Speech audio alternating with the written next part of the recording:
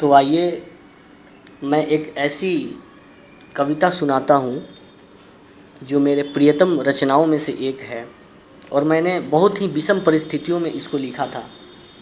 और जब कभी भी मैं इसका पाठ करता हूँ, जब कभी भी इसको पढ़ता हूँ, तो मुझे स्वतः ही उन परिस्थितियों का भान हो आता है।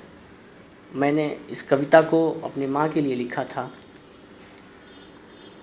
एक बार मेरे मित्र ने मुझसे पूछा कि भाई तुम जितनी भी कविताएं लिखते हो, जितनी भी गज़लें लिखते हो, वो एक किसी लड़की के इर्द गिर्द रहता है, आखिर क्या कारण है?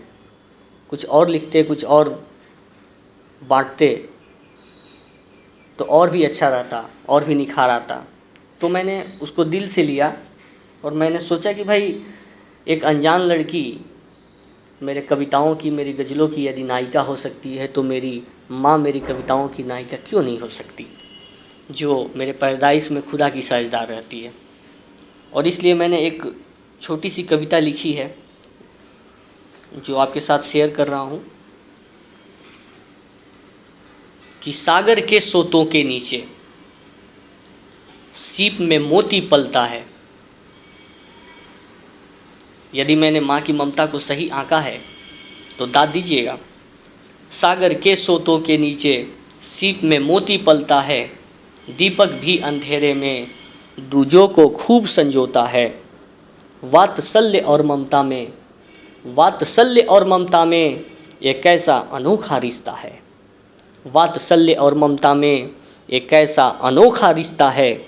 माँ तेरे आंचल के नीचे मेरा जीवन पलता है। मैं रोऊं तो तू रहे।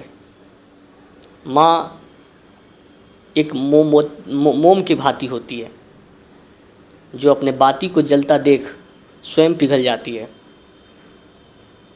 मैं 4 पंक्तियाँ इसके संदर्भ में अर्ज करता हूँ कि मैं रोऊं तो तू रोए, हंस दे तो हंसे तेरी काया, फिर मैं जन्म लूँ धरती पर, बना लेना अपना जाया। गिर गिर कर चलना सीखा एक अंगुली की ताकत से, गिर गिर कर चलना सीखा एक अंगुली की ताकत से। कहते हैं माँ जीवन की पहली पाठशाला होती है। ज़िंदगी की अच्छी और बुरी चीज़ों की भनक ज्ञान हमें माँ से ही मिलता है। ये कुछ पंक्तियाँ उसको बल देती हैं कि गिर गिर कर चलना सीखा एक अंगुली की ताकत से, शुभ क्षण के उस मंजर को कैसे बिसरा लूँ पल भर में। तरुवर की छाया भी, माँ का प्रेम, उसका ममत्व, उसका भोलापन इस भांति मिठास प्रदान करता है मानो गर्मियों के वृक्ष की छाया, और उसकी शीतलता भी उसके आगे नगण्य हो। और इस पंक्तियों से मैंने अगर सही स्थान दिया है तो आपकी दाद चाहूँगा कि तरुवर की छाया भी तुझसे प्यारा ना लगता है, माँ तेरे आंचल के नीचे मेरा जीवन पलता है।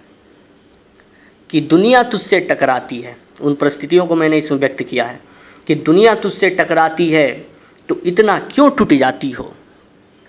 समय का दस्तक मिलते ही अपनी शक्ति भूल जाती हो। गर झिझक नहीं होता तुझमें, गर झिझक नहीं होता तुझमें, अश्रुधार ना बहा होता, खड़ा रहता मैं साथ तेरे चेहरे का सिकन बिखरा होता। खड़ा रहता मैं साथ तेरे चेहरे का शिखन बिखरा होता। और अंतिम पंक्ति मैं दुनिया के हर माँ को समर्पित करता हूँ जो अपने बच्चे को जन्म देती है। यदि माँ को मैंने सही स्थान दिया है, माँ की पवित्रता को सही आंका है, तो आपकी दाद चाहूँगा, आपका समर्थन चाहूँगा कि दुनिया तुझसे टकराती है तो इतना क्यों टूट जाती हो। समय का दस्तक मिलते ही अपनी शक्ति भूल जाती हो। गर झिझक नहीं होता तुझमें, अश्रुधार ना बहा होता, खड़ा रहता मैं साथ तेरे चेहरे का शिकन बिखरा होता। जन्मदाई तेरे चरणों में, अंतिम पंक्ति है साहब, जन्मदाई तेरे चरणों में गंगा जल फीका पड़ता है, माँ तेरे आंचल के नीचे मेरा जीवन पलता है। माँ तेरे आंचल के नीचे मेरा जीवन पड़ता है। बहुत बहुत धन्यवाद।